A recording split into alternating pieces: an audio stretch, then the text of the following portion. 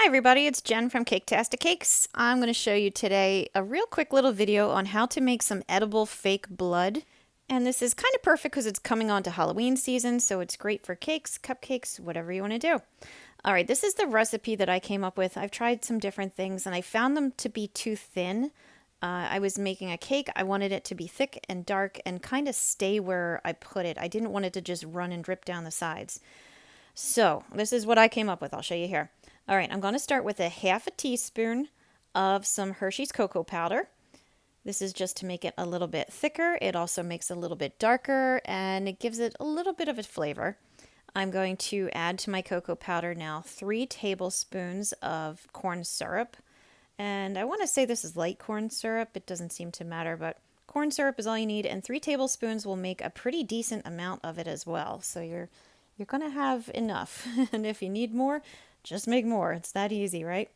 Okay, so I'm stirring it up. I'm just making sure all the cocoa powder is thoroughly incorporated into the corn syrup because you don't want your blood when you're dripping it down your cake to have a little patch of powder pop out of it. It just kind of ruins the effect.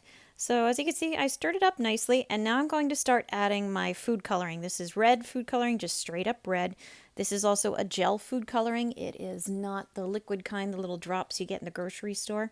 So it is a little bit, more condensed and a little bit, in my opinion, better quality. So I'm giving a good squirt of it too because I want it to be like a real rich, dark red. And let me tell you, this stuff will stain your counter like nobody's business. It'll look like a crime scene in your kitchen. It'll literally look like a crime scene in your kitchen. So it does its job well. And once you're done mixing up the red, making sure it's all nice incorporated, I gave a little test on my hand. You can see how it's thick, but it does drip down. It's dark and rich. It's not watered down and bright, light colored red like you see sometimes.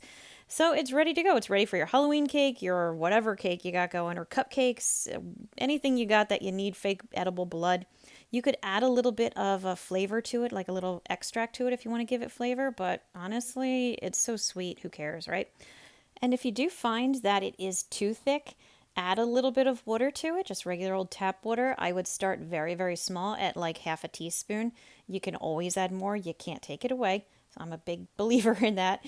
So yeah, just find the nice consistency, dribble it all over whatever you're working with, and you've got some lovely edible fake blood.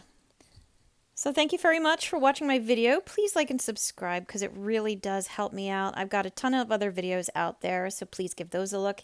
And in case you haven't noticed, I'm going to be putting out a cake based on Squid Game. So take a look for that. And as always, thank you for watching Caketastic Cakes.